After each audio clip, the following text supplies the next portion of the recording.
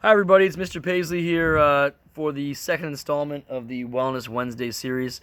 It's a beautiful day outside, so I figured I'd head outside and do this one in my backyard. Michael's here again. You can say hi to the folks if you want. Hi. We just got back from a beautiful walk outside. It's strange times. You've got to order things online before you pick them up. All the parks in the area have caution tape. It's really hard to find places to go. So we went to a golf course and just kind of walked around, and we had ourselves a little Easter egg hunt, right? So Michael found himself about maybe 15, 20 golf balls. No, I found five. Well, five yourself, and then your brothers found some too, right? So just creative ways of getting outdoors and trying to be active and get some sunshine. Nice little vitamin D blast. So this installment in our Wellness Wednesday series is actually going to piggyback from the last installment, which was about having a good, steady morning routine. And one of the things that I kind of glazed over really quickly was a discussion about meditation and how every day, for me, it's when I'm in the shower and sometimes when I go to work. In the morning, I try and clear my mind and just let thoughts come in naturally. And I really try and think consciously about, if I can, things I'm grateful for.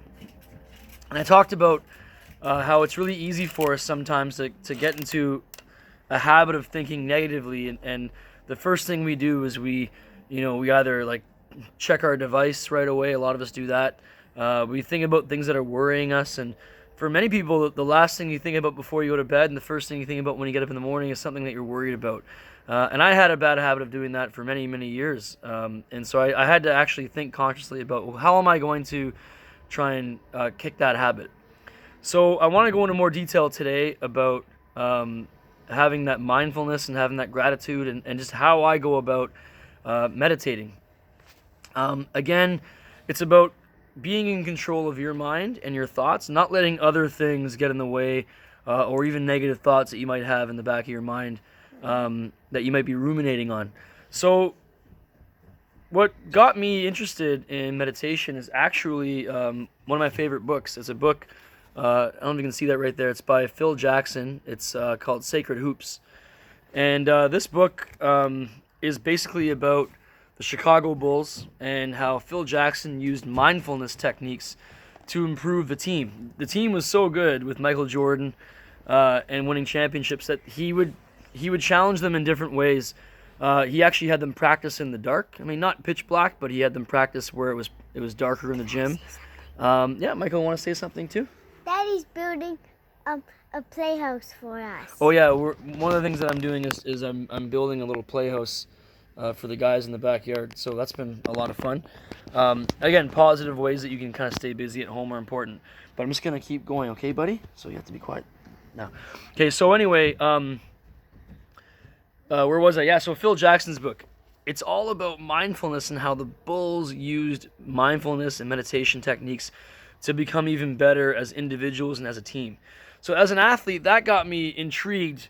If Michael Jordan, the best player, arguably to play basketball, and the best coach, arguably to coach the game, and I coach basketball too, and big basketball fan as you can see, if they bought into meditation, maybe there's something in it for me. So I began reading about meditation through this book. My mom actually bought me this book, and she's heavy into meditation. And then with the recent unfortunate passing of Kobe Bryant, I actually found a really interesting video that he posted on YouTube because he, having Phil Jackson as his coach with the Lakers, also incorporated mindfulness techniques to get better on the basketball court and in life. And so I'll post that video as well. But basically taking a page out of Kobe's book and Phil's book, I've use that to establish my own routine. So what my routine is, it's not trying to clear my mind completely and not allow any thoughts to come in. It's actually a lot easier than that. What I do is I do two things. Number one, if I'm going to think about anything that's coming from here consciously, I'm going to think about positive gratefulness, things that I'm happy about in my life, things that I'm grateful for. It might be my kids, it might be my wife, it might be my job, it might be the students that I teach. It could be just decisions I've made that have worked out in a positive sense.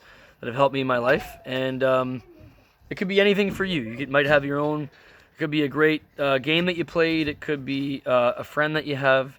It could be anything. So that's what I do consciously. Now, unconsciously, if I'm not actively thinking about what I'm grateful for, I just kind of allow thoughts to enter my mind and leave on their own. And what that feels like is you're kind of observing yourself think. It's pretty abstract, but an analogy I once heard was meditating is kind of like watching a flock of birds fly over your head. They're gonna come and they're gonna go, and you don't really have a lot of control over them. And believe it or not, I find that a lot of our thoughts, we don't always have control over them, and they might be positive, they might be negative. But if we observe those thoughts kind of arriving and leaving as a flock of birds in the sky, coming and going, and then it kind of allows you to separate yourself from those thoughts. And so oftentimes I find that the true self, the true me, is revealed in allowing those thoughts to come and go on their own. And then once I've done that, once I've kind of primed my mind for the day, and I've thought about positive things, and I've allowed my own natural thoughts from my inner self come through, I find that the impact that it has on my day is very significant.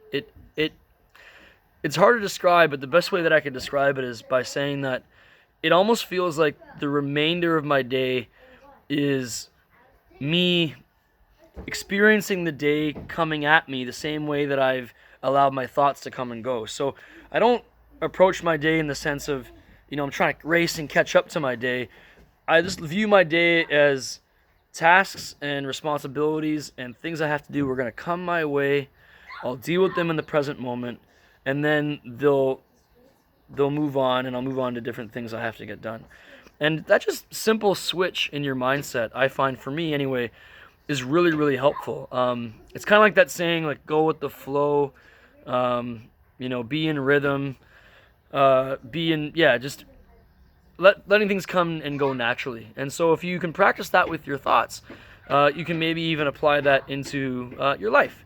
So if you do that every day as part of your morning routine, or maybe on your way to school, on the bus, or on a walk, I think that it'll help you in many ways that you didn't even think possible.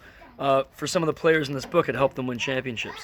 On that note, stay living in the moment, be positive, meditate, keep on that morning routine if you can, be consistent. Remember, health is about what you do every day, and we'll see you next week. Go Wildcats.